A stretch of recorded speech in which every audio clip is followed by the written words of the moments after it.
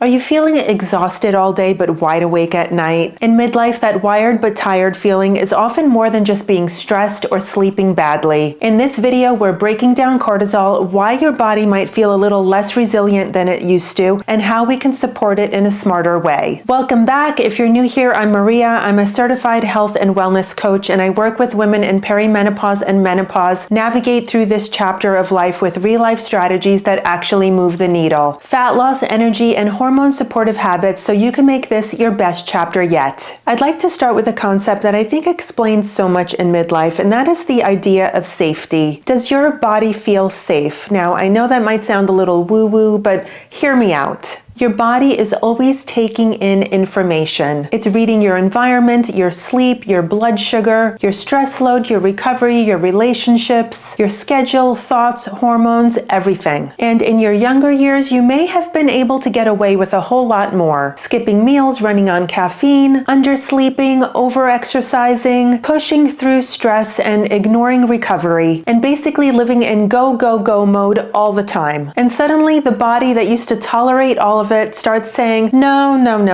we're not doing this anymore. In the wellness world, we talk a lot about estrogen and progesterone being the driving force in perimenopause. But cortisol is that silent third player that could be adding to some of that metabolic dysfunction. Here's what's happening. Basically, your estrogen and progesterone are your natural shock absorbers. They help your brain buffer stress. So when those levels drop, your nervous system is basically going into hypersensitive mode, and almost anything can trigger a stress response. From a traffic jam to a loud noise, your body constantly goes into fight or flight mode. This is why so many women say, I feel more sensitive, more anxious, more reactive, more tired, more overwhelmed. Well, you're not weak, you're not lazy, and you're not failing. For many women, this is a signal that the body is less buffered and more responsive to stressors that used to feel manageable. Your body is basically stuck in danger mode, but today we'll talk about how to flip that switch back to safe. So when I say safety, I'm referring to those signals that your body is receiving every day. Are you nourished? Are you rested? Are you recovered? Are your routines predictable? Is your nervous system constantly being hit with stimulation? And are you living in a body that feels fed and supported, or in one that feels like it's constantly on high alert? Because when the body is not receiving all these things, it can easily start to feel like it's constantly on guard. Social media is making cortisol look like the bad guy, but let's take that fear-mongering out of the equation. Cortisol is not bad, it's not the villain, it's actually quite essential. You need cortisol to wake up in the morning, you need it to respond to demands, and you need it to regulate blood sugar, blood pressure, inflammation, and alertness. So the problem is not cortisol itself. The problem is when your stress load is overly high, your rhythms are off, your sleep is fragmented, your recovery is poor, and your body is receiving mixed messages all day long. Let's look at some of the signs. First up is that wired but tired phenomenon. This is basically when your cortisol rhythm gets flipped. Normally, your cortisol should follow the circadian rhythm of the day. Cortisol should be high in the morning as you wake up. It gets your body alert and ready to tackle the day. So it peaks in the morning and then should gradually taper off and go really low in the evening when it's time to sleep. That's what's ideal, but for many women in midlife, that schedule really starts to get thrown off. In perimenopause and menopause, when rhythms are off, sometimes cortisol is tanking in the morning. You wake up groggy and you're dragging yourself through most of the morning, causing you to reach for that first, second, third cup of coffee to wake you up. Most likely you're treating that cup of coffee as your breakfast for the morning and skipping a meal. And you're continuing to feel flat and depleted through most of the afternoon. Finally, in the evening, you sit down and think, oh, now I can relax. But your body has other plans and decides to do the exact opposite. That's when the cortisol is spiked high, and all of a sudden you feel wide awake and ready to get things done. And that's where that popular phrase of wired but tired comes in. Then I'm sure you've heard of the term cortisol belly. This is when high cortisol in your body is making you feel like you are in danger and you are in famine. So cortisol helps your body hold on to fat, specifically around your vital organs. This is basically a survival mechanism. Your cortisol is looking out for you, and it's trying to protect you because it thinks you're in danger. But of course, that could feel very very frustrating because you're trying to do everything right and it's just not budging. And then what is up with those 3 a.m. wake-up calls? If you're waking up in the middle of the night with a racing heart or a racing mind that just can't quiet itself, that's often due to a cortisol spike. Usually what's happening is your blood sugar runs low while you sleep. Cortisol gets activated because it thinks your body's in danger. So this annoying 3 a.m. wake up is actually your body trying to save you. But let's not blame cortisol 100% on the 3 a.m. wake up. There are nuances and there could be other reasons. It could be night sweats and hot flashes. It could be stress and hyper-arousal. It could be the alcohol you had earlier in the evening. It could also be sleep apnea, anxiety, and of course that overloaded nervous system. That 3 a.m. wake-up call could be any number of these things. So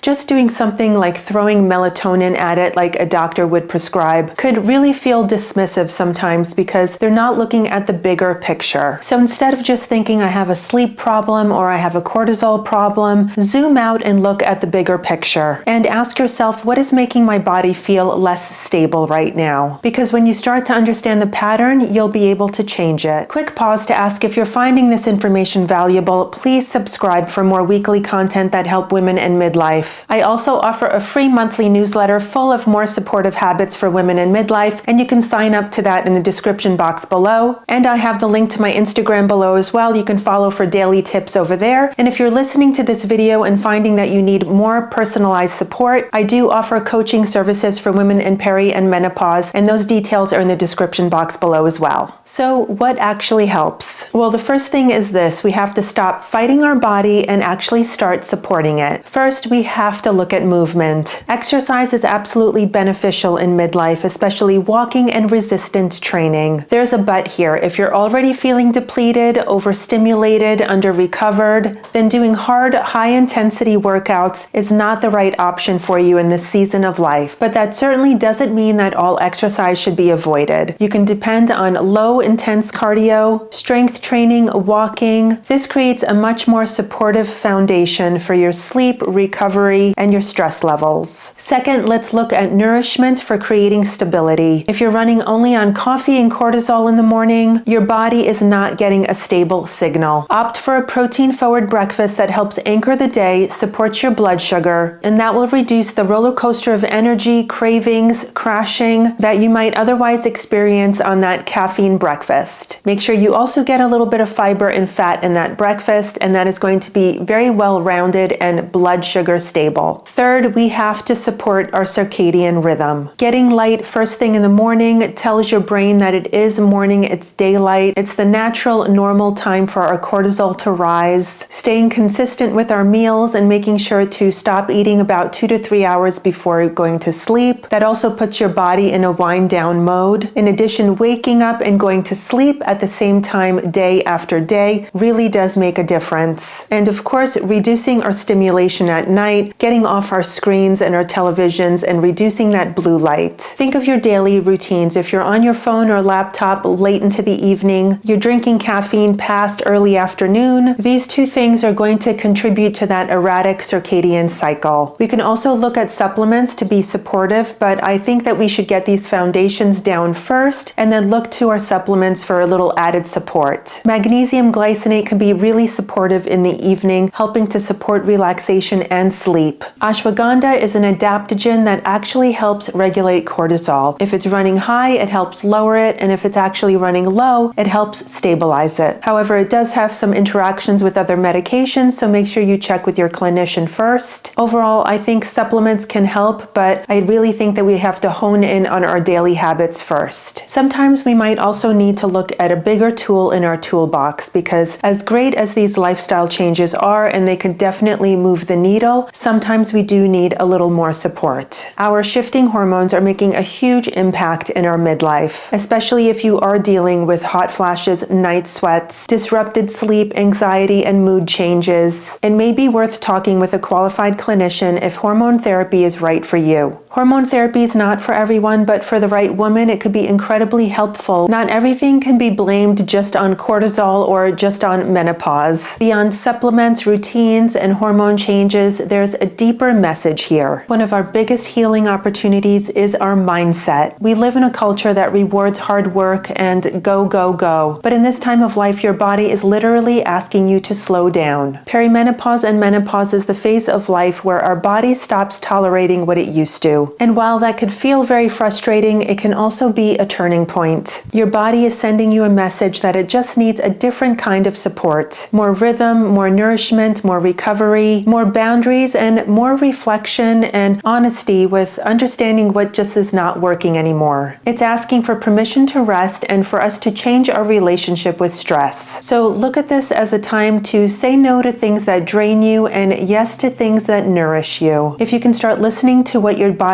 is trying to tell you through these symptoms, then you can come out of this feeling more grounded and more powerful than ever. And stop assuming you have to just suffer through this because it's common. It might be common, but it's certainly not normal, and we don't have to be dismissed for it. If this helped you understand what's going on in your body, please hit that like button and subscribe for more content. And in this season of life, if you're looking for personalized support, I do offer coaching for women in peri and menopause who want help creating habits that will support their body in midlife and beyond. So if you're done trying to figure things out all on your own, I have my information in the description box below. Let's jump on a call together. I hope you found today's video helpful. If you have any questions at all, please leave them in the comments below, or you could DM me over on Instagram for something more private. Please remember to like this video. It sends it out to more ladies like yourself, and subscribe for more weekly content. Thank you so much for being here. I'll see you soon. Bye.